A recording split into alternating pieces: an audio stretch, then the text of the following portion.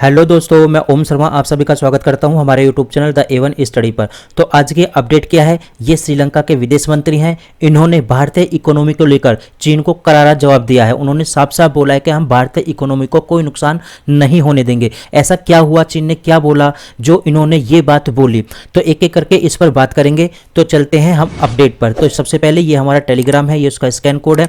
आप इसको स्कैन करके भी हमारे टेलीग्राम लिंक से जुड़ सकते हो। यदि यहाँ से स्कैन नहीं होता तो वीडियो के डिस्क्रिप्शन में लिंक दिया होता है, आप वहां पे भी इसको ऐड कर सकते हो, वहां से हमारे टेलीग्राम से कनेक्ट हो सकते हो। तो चलते हैं आगे। तो अपडेट क्या है, तो चीन की नज़र को देखते हुए श्रीलंका ने साफ साफ बोला है चीन से, won't allow anyone to harm India security, अर्थात इंडिया की सुरक्षा को या उसकी इकोनॉमी को हम किसी भी प्रकार का नुकसान नहीं होने देंगे। क्योंकि श्रीलंका भी अच्छी तरह से जानता है कि चाइना भारत के आसपास मंडराता रहता है, उसकी सिक्योरिटी को नुकसान पहुंचाता रहता है। जैसे भी अभी हाल ही में देखा होगा, अभी DRDO द्वारा एक परीक्षण किया गया था, वहां पर भी चाइना का जो शिप था वहां पर जासूसी करने के लिए खड़ा था। पहले ही मैंने आप लोग को पिछली वीडियो में ये बातें आप लोग को बताई थी।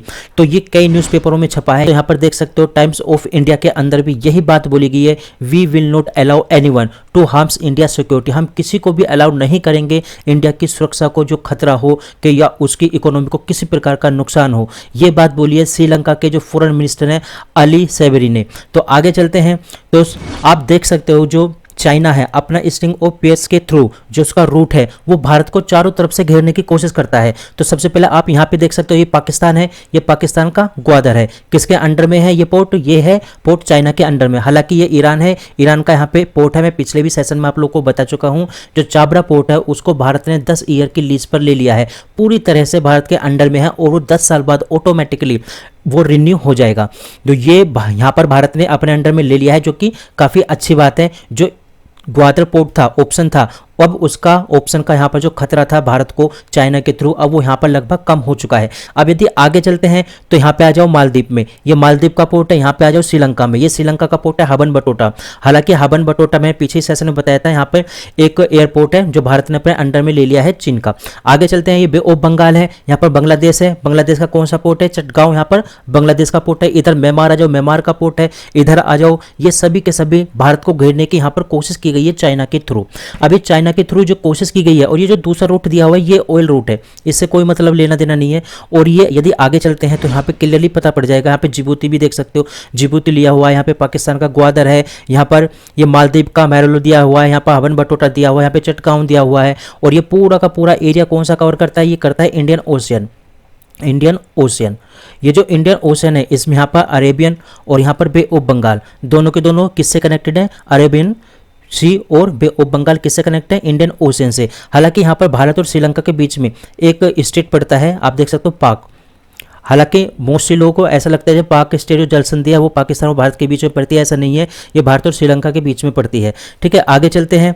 तो देखा जाए श्रीलंका को भी अच्छी तरह से पता है कि भारतीय इकोनॉमी धीरे धीरे बड़ी तेजी के साथ बूम हो रही है और भारत के साथ रहने में ही उसका फायदा है, क्योंकि उसको पता है जो चीन है वो धीरे धीरे डेप्थ में बांट देता है और डेप्थ में आते के साथ ही उसमें वो अपने हिसाब से डिसीजन लेने लगता है।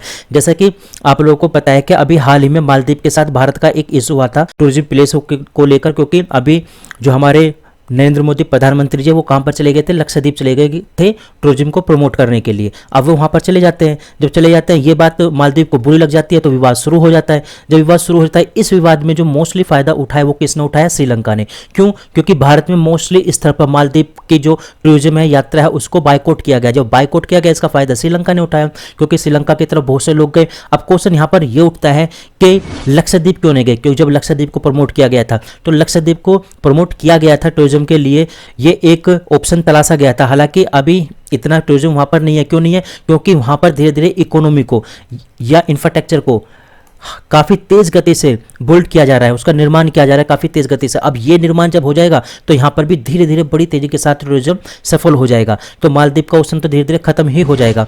तो देख सकते हो यहाँ पे मालदीव है, ये यहाँ पर श्रीलंका है और ये पूरा का पूरा एरिया लक्षद्वीप का है। यहाँ पर देख सकते हो ये अंडमान निकोबार है, ये दोनों के दोनों भारत की टेरिटरी है यहाँ पर। तो ये जो विवाद शुरू हुआ था, यहाँ पर विवाद होता है शुरू। अब इसका फायदा कौन उठाता है? श्रीलंका उठाता है। श्रीलंका में टूरिज्म बढ़ा है। श्रीलंका की जो इकोनॉमी थी वो बहुत ज़्यादा डेप्थ में चली गई थी, बेकार चली गई थी, धीरे धीरे लॉस हो रहा था। लेकिन अब IMF ने भी ये बात बोल दी है, आईएमएफ ने भी ये बात बोल दी है कि हाँ, श्रीलंका की इकोनॉमी धीरे धीरे बूस्ट कर रही है। अब श्रीलंका को भी ये बात समझ में आ रही है कि उसकी इकोनॉमी जो बूस्ट करे वो भारत की मदद से करे, क्योंकि भारत ने बहुत मदद की है श्रीलंका को उसकी इकोनॉमी को बूस्ट करने के लिए। अभी हाल ही में मैंने पीछे भी बताया था आप लोग को, वहाँ का एक पोर्ट खुद भारत ने खरीदा है रूस की मदद से श्रीलंका का, और इससे चाइना की आंखों में किरकिरी हुई थी उस समय भी। अब यदि आगे जाए तो श्रीलंका क्या चाहता है भारत से? श्रीलंका चाहता है कि उसको ब्रिक्स का एक सदस्य मेंबर बना लिया जाए, एक मेंबर बना लिया जाए इंडिया से। वो ये चाहता है कि इंडिया उसकी सपोर्ट करे। अब ये जो ब्रिक्स है, तो ब्रिक्स क्या चीज़ है? तो ब्रिक्स में ब्राज़ील, रसिया, इंडिया, चाइना, साउथ अफ्रीका ये सभी है, और हेल्प मांगी है कि श्रीलंका को भी इसमें ज्वाइन कर लिया जाए। हालांकि पाकिस्तान भी अब ज्वाइन होने वाला है।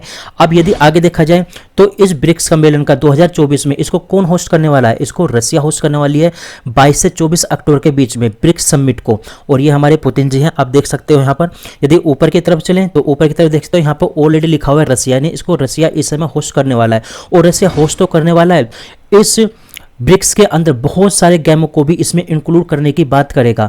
अब यदि देखे जाए अबाउट द गेम की बात करें तो यहाँ पर ब्रिक्स सम्मेलन के अंदर लगभग 12 दिन का कंपटीशन होगा, 29 लगभग यहाँ पर स्पोर्ट्स होंगे, और लगभग 4751 एथलीट्स होंगे, और लगभग 392 यहाँ पर क्या होंगे? मेडल्स की बात की गई है। यानी अब यहाँ पर रसिया यहाँ पर होस्ट करेगा और इंक्लूड करेगा गेम की बात करने की, जो कि काफ़ी ज़्यादा इंपॉर्टेंट है। ये सभी के सभी क्या है? लिस्ट है गेम की। हालांकि ये तो है, इसके अलग भी बहुत सारे गेम्स है जो इंक्लूड करने की बात की गई है। अभी हाल ही में आप लोगों ने देखा होगा कि श्रीलंका के 4 ISI जो आतंकवादी हैं, जो वहाँ के नेशनलाइज थे, वहाँ पर उनको गुजरात के अंदर पकड़ा गया है। 4 लोगों को, जो गुजरात के अंदर जो ज्यू होते हैं, जो इजरायली होते हैं, उनको मारने के लिए वहाँ पर आए थे। जो भारत की स्क्वाड या एंटी टेररिज्म स्क्वाड टीम है, उन्होंने गुजरात के अंदर इसको पकड़ा है। तो भारत और श्रीलंका को एक दूसरे के साथ आना बहुत जरूरी है, क्योंकि श्रीलंका भी खुद ग्रस्त है आतंकवाद से, और भारत तो पूछो मतलब कितना ग्रस्त है आतंकवाद से। अब आगे चलते हैं तो मेरा आप लोगों से एक प्रश्न, ये जो ब्रिक्स है इसमें लगभग अभी कितनी? केवल 5 कंट्री हैं, ठीक है, जिसमें क्या हो जाएगा? इंडिया है, चाइना है, ब्राज़ील है, रसिया है, और ये साउथ अफ्रीका है, जिसको 2009 में शामिल कर लिया गया था। क्वेश्चन ये है कि will Sri Lanka become a member of BRICS? क्या श्रीलंका ब्रिक्स का मेंबर बन पाएगा या बनेगा भारत की मदद से? आप ऑप्शन में कमेंट करके जरूर बताना। तो हमारी अपडेट यहीं तक थी, क्लास यहीं तक थी। आप लोग कैसे लगी जरूर बताना। Thank you.